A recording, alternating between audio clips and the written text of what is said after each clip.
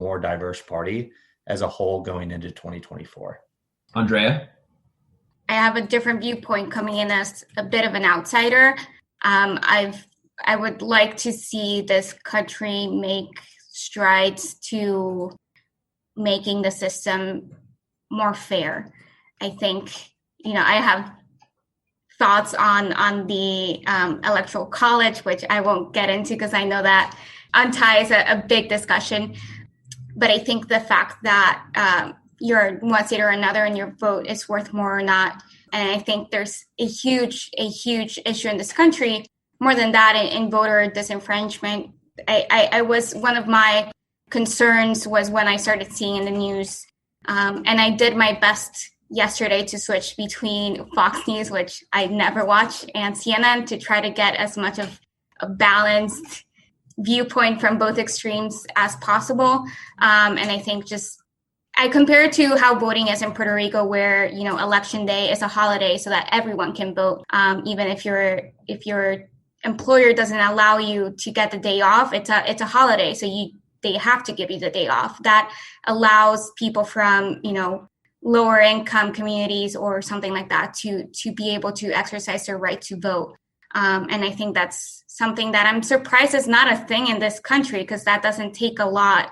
And I think just removing ballot boxes, just people kind of harassing others in line, I think it's a major concern. And so I think while the Electoral College resolution might be much further down the line, I think we can take steps now in the next 4 years to ensure that type of voter disenfranchisement goes down or even is eradicated as much as possible. Will, what do you think? So in terms of each party respectively, I would like the Republican Party to move towards a more scientific basis. I mean, I think there was a congresswoman who's just been elected who openly endorses QAnon conspiracy theories in Georgia. The president is tweeting blatantly misleading claims about voter fraud. This has to stop if the Republicans want to get back middle class, normal America, the suburbs, in the way that Ronald Reagan was able to win them over. And so I'd like that to be a focus of the Republican platform. I also think getting more minorities involved in the Republican Party is really important, especially as America turns into a much more diverse place, as Tate was saying. And in terms of the Democratic Party, I would like to see them acknowledge that establishment candidates like Hillary Clinton and Joe Biden just aren't that popular anymore. Like, America in my opinion, doesn't really respect the establishment. And it's bewildering to me to see how they didn't understand that after 2016. Like, why they thought that they could I was hearing some projections about how they thought they were going to win Texas and Florida and all these other states. And it's almost laughable now because the polls were wrong again. But it's almost laughable how they chose a candidate like Joe Biden when Hillary Clinton lost so badly in 2016 because she was part of the establishment, and they still chose an establishment party candidate. If they chose like Pete Buttigieg or Andrew Yang or someone different and exciting and new, they would have absolutely swept the Midwest. Like, if Pete Buttigieg was this candidate, they would have won Michigan, they would have won Pennsylvania, like they would have won all these Rust Belt states already. And we probably wouldn't even be having this conversation right now. Rachel, your thoughts? Yeah, I think in terms of forecasting what will happen to parties in the next 4 years, I think that we're going to continue to kind of see the same trends that we've seen in the last decade, just sort of like the erosion of local and state party infrastructure, which sort of contributes to this sort of nationalization of politics that fuels into, I think, like the disestablishmentarianism that we see that have kind of led to the things that I think Will has just brought up so well. And I think that this erosion of infrastructure can, in some ways, have problematic ways. I mean, I think there's problematic outcomes. I think that depending on your point of view, you may agree or disagree on this, but a lot of people last night were saying that like the Jamie Harrison loss against Lindsey Graham was actually like probably the worst return on investment anyone could have given. And it's because of the nationalization of the news media kind of resulted in these like insane amount of campaign donations put into this world, which sort of fuels these sort of differing elements of the parties that can lead to, let's say, this sort of, I don't want to say fringe, but like unestablishment candidates and people who are interested in politics because of what they see on TV, kind of fueling a world in which maybe the candidate we see in the Republican nominee in 2024 may not necessarily be a Marco Rubio. It might be a Tucker Carlson. So I guess what I'm trying to say here is that I think the kind of existing trends of the nationalization of politics are going to continue to perpetuate this world in which we have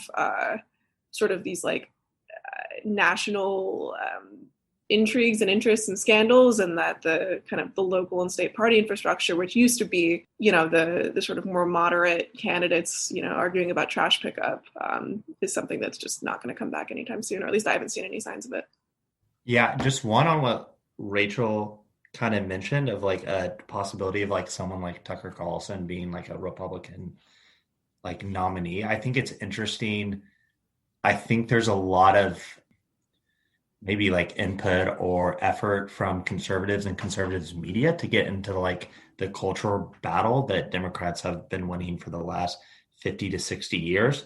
So I think it's just like an interesting take on what that might look like if it's like a Tucker Carlson, if it's like a Candace Owens, or if it's your more traditional Republican candidate, like, I don't know, maybe like Dan Crenshaw from Texas or Nikki Haley or someone like that, more traditional.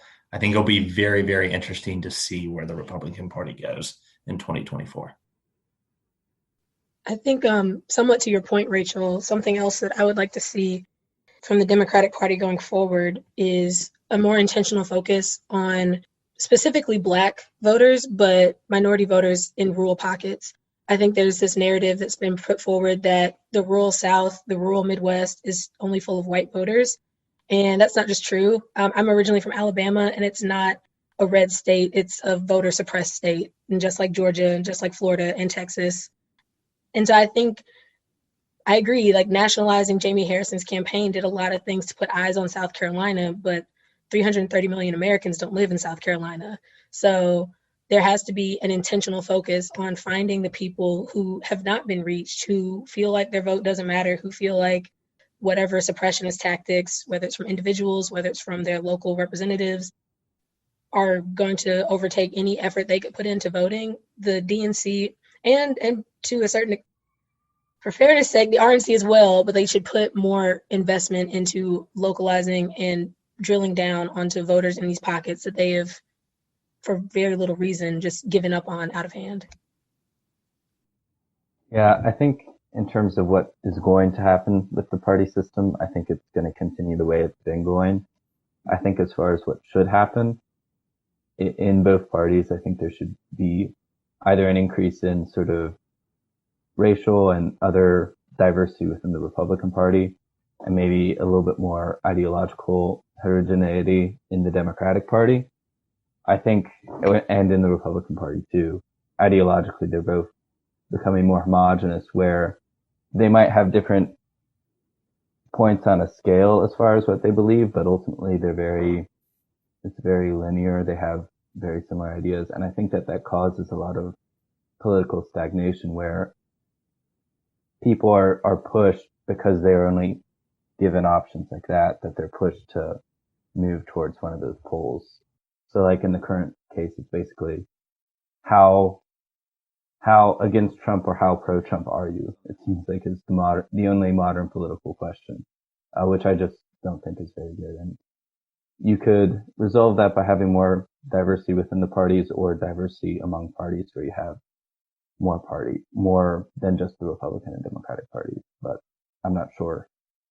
I don't think that's exactly going to happen. All right. Well, that is all the questions I had for you guys. So any other comments, thoughts, concerns, hopes? I guess I'm kind of, since this is a pretty interesting cross-section of people, I'm kind of interested in a world in which, if we were to end up with a Biden presidency, and looking at the numbers right now, it could be a Republican Senate, that could pave the way for some really interesting, like, housing and family-oriented welfare policy, which I think could be pretty interesting. I'm curious if you guys think that could be the case, and if not, what you think would come out of that circumstance. I think the main thing that comes out of a Republican hold Senate is obviously, I think Trump tax sticks.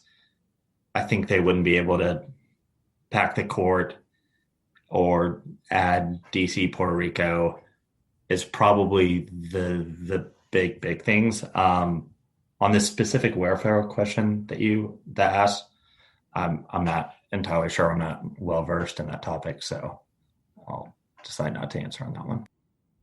Jay? I'm not as well versed on that specific topic either, but I think the idea, which I know in general, like the idea is Democrats are in favor of this and there's multiple Republicans who are too. So in theory, you should be able to build a coalition. I would be skeptical because there's a lot of issues where I think you could actually build theoretically a coalition, but in reality, nobody is willing to go and actually form it. Like how many infrastructure weeks were there during the Trump administration, which was basically saying, well, Democrats and Republicans are theoretically pro-infrastructure, so this should be possible. But it just never happened because I don't think people they didn't want it to happen because a lot of times they just benefit from the political fighting rather than passing legislation. So that's why I would be skeptical. Andrea, what do you think? I agree with Rachel. I think there's always interesting legislation as a result of a Senate controlled by a party opposite of that of the president. I think partly because I think in my perspective, Democrats have tended to be more willing to compromise than Republicans in the past. And I think that's notable in a bill such as PROMESA that addressed the Puerto Rico financial crisis. However, I think with the huge polarization that has resulted from, the 2016 and now the 2020 election cycles, I don't know how that would look like, to be honest, because I think many Republicans are no longer willing, and Democrats as well, are no longer willing to cross the aisle or to even look across the aisle, not even. So that concerns me that not much actionable legislation will be passed in the next few years. As a Puerto Rican, I do have to address the quick little comment on Puerto Rico and DC statehood. I personally am not in favor of Puerto Rico statehood, and I think DC statehood would only pass if it were a Congress, Senate, presidency, all held by Democrats, because it's clear that that would be favorable for Democrats and not as much for Republicans. Same with Puerto Rico. However, I don't think the U.S. government actually wants Puerto Rico as a state, or Guam, or the U.S. Virgin Islands, or the Northern Mariana Islands, because one, it would favor Democrats somewhat, but they are pretty conservative areas just from their very strong Catholic backgrounds as being part of Spain in the past. And also they are in huge debt as a result of kind of these colonial times acts and laws that are still valid. And so, no, I don't think the U.S. will want to absorb the debt that these territories are in. And so I think, we could have as liberal Democrats as possible in Congress, Senate, and presidency, and it would still not, I don't think it would happen. Just responding to something that you said earlier on about sort of the inability of different politicians to reach across the aisle, it sort of kind of brought something interesting to mind for me, kind of tying back into our earlier conversation about sort of like the problems of court packing and like the slippery slope that could sort of create. I think it's been really interesting, and just seeing the dialogue around court packing and seeing how, liberals seem to be neutral to slightly favorable on the topic, depending on who you ask, and how, Republicans are, of course, pretty solidly not in favor, kind of comparing that to the filibuster and talk of getting rid of the filibuster in the Senate, regardless, and sort of the slippery slope dialogue of how that's sort of been regarded for the last 2 years, and now sitting in the place where we are, where, I mean, depending on the second by second, it seems like the Senate's going to go a different way. It's been sort of interesting to see how partisan or not partisan both of those slippery slopes sort of dialogues have been so far and sort of the comparison between the two of them.